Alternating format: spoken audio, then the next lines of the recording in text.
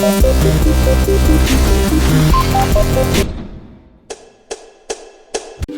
les poulets et bienvenue pour cette nouvelle vidéo.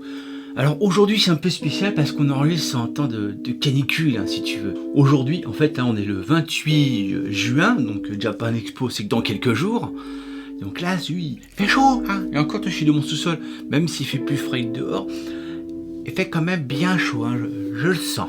Alors j'ai une petite question pour toi, est-ce que tu te rappelles ce que c'est que ceci hein? Est-ce que tu as une idée, est-ce que cette chose te parle hein? Alors moi je vais pas te faire attendre, hein. Ça s'appelle un Zacnictel, hein. Si t'es à mon âge, donc 35 ans, t'étais dans ma génération, t'as connu Stargate SG1, et ben voilà, tu vois, un Zacnictel. Alors comment est-ce que j'ai fabriqué ça? Parce que c'est ce qu'on va apprendre aujourd'hui. Alors j'ai acquis il y a récemment une imprimante 3D. Donc en gros je l'ai imprimé et je l'ai peint. Alors maintenant, impression ne suffit pas juste d'imprimer et de peindre, parce qu'il y a plus de boulot que ça. Mais ce qu'on va faire, c'est que ce tuto va être en deux parties. Là, tu es sur la partie numéro 2. C'est dans cette vidéo, on va voir comment j'ai fait la peinture. Mais si tu veux voir le travail après l'impression, parce que comme il n'y a pas que ça, et ben, tu es obligé d'aller voir Facebook. Parce que pourquoi? Je vais publier tout un whip sur ma page qui sera diffusé en même temps que le jour où je ferai cette vidéo. Ça, ce que j'ai dit ne veut rien dire, mais on va le laisser parce que j'ai pas envie de refaire. Donc voilà, si je me trompe pas, j'ai prévu de sortir cette vidéo jeudi prochain, donc le premier jour de Japan. Tout simplement pourquoi? Parce que tu le retrouveras de Japan avec moi sur le stand si tu veux le voir. Donc voilà, un truc à faire, je te donne envie pour le week-end qui va arriver après. Et donc c'est un bon moyen pour te forcer aussi à t'abonner à mon Facebook, hein. Pas folle la yep, hein. Alors, comment j'ai procédé? Alors bien sûr, une fois tout le travail de structure terminé, moi j'ai commencé par apprêter ma surface tout simplement. Alors en général pour ce genre de produit je vais utiliser un apprêt acrylique. Seulement j'en avais plus. Donc j'ai tout simplement mis du gesso à la bombe. Parce que finalement le gesso à la bombe bah, il tient aussi là-dessus. Pas de problème.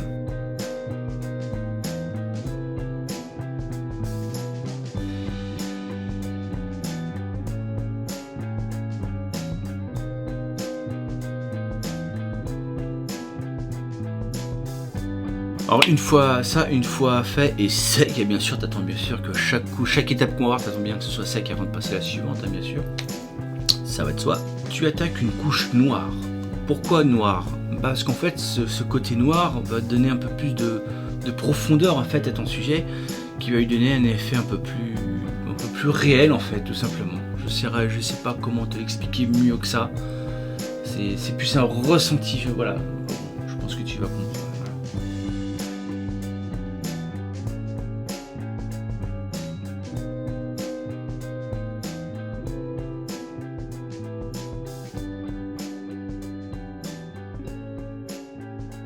Alors une fois fini, on va continuer mais à la bombe parce que je l'ai pas à l'aéro, je l'ai fait à la bombe. À peinture argent iridescent. Alors pourquoi iridescent? Parce qu'iridescent en fait a des petites pailles dans ta peinture qui vont lui donner cet effet un petit peu métal. Même si en soi c'est pas réellement une peinture métallisée, mais c'est un effet qui s'approche du métal.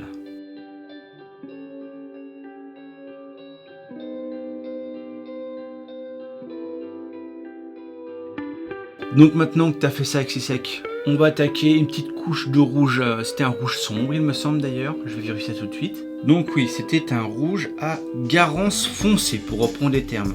Donc si tu as besoin de la référence chez Aerocolor Schmink, c'est la référence 28301. Et ça va nous donner ce côté un petit peu, entre guillemets, un peu or. Je sais pas, c'est pas vraiment de l'or, mais l'or ça donne un petit effet que tu vas voir tout simplement pendant la vidéo qui suit.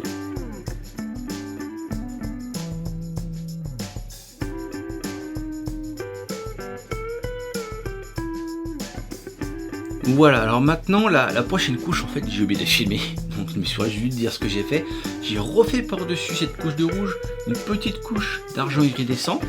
Pourquoi? Tout simplement parce que après, dans une étape qu'on verra tout à l'heure, quand je vais passer au weathering, à la patine,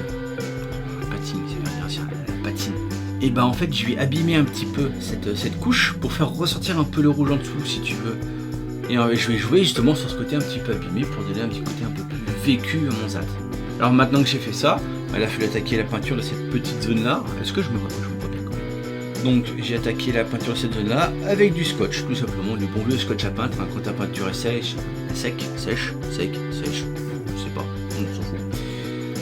Et bah tu peux mettre ton scotch dessus, ça bougera pas, t'es tranquille.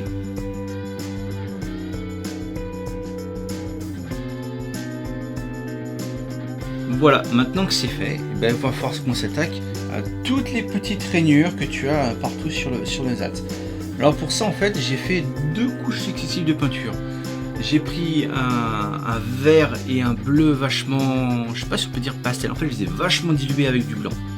Dilué la couleur, pas la peinture en soi. La peinture après je l'ai diluée avec de l'eau, je l'ai passé légèrement dedans et ensuite j'ai pris un pinceau imbibé d'eau dans lequel j'ai redilué un coup mon mélange de façon à ce qu'il s'infiltre bien un petit peu partout et puis le tour est joué.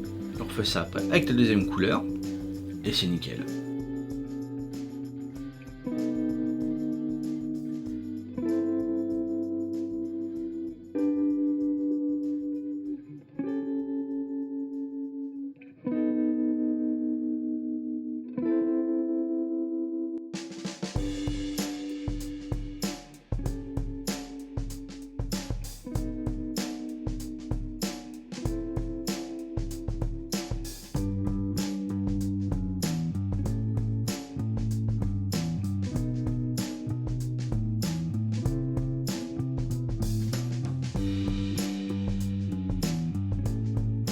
Alors l'avant-dernière étape, c'est le cirage à chaussures. Tu m'as déjà vu l'utiliser dans d'autres vidéos.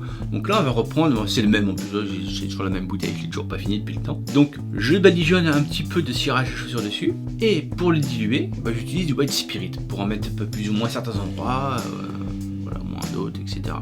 Pour donner un effet un peu plus vécu. Parce que on est dans Stargate, donc faut pas oublier que dans Stargate SG1 c'est une société assez féodale avec des armes, tu sens qu'ils ont vécu, tu vois que c'est pas quelque chose de neuf. Donc il faut faire ressentir ça à ton ZAT en fait. Enfin du coup à mon ZAT, excuse-moi, il est à moi parce qu'il est pas à toi. Donc voilà.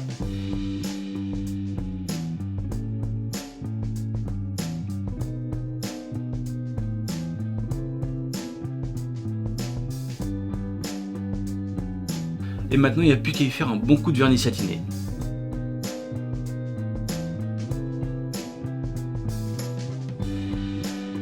Et voilà, ton ZAT, enfin mon ZAT, est prêt. Voilà, cette vidéo touche à sa fin. Donc je te rappelle, comme je t'ai dit en début de vidéo, que tu pourras le retrouver à la Japan Expo avec moi bien sûr et toute la Stargate Team du 4 au 7 juillet si je ne me trompe pas. Donc aujourd'hui on est vendredi 28, donc dans moins d'une semaine en réalité. Donc je vous y attends nombreux.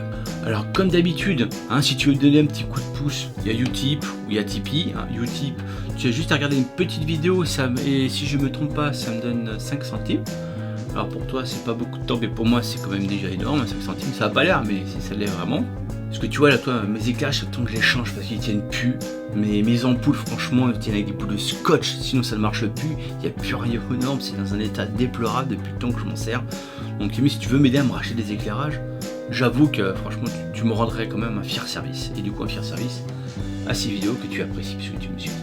Voilà, sinon comme d'habitude, si t'es pas abonné à mon YouTube, tu t'abonnes à Facebook, tu peux me retrouver sur Instagram et sur Twitter, même si j'avoue que Twitter je suis pas BDF. Mais tu peux quand même m'y retrouver.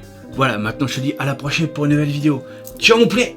Pour Cocobeko, nuage magique. Appliquez-vous.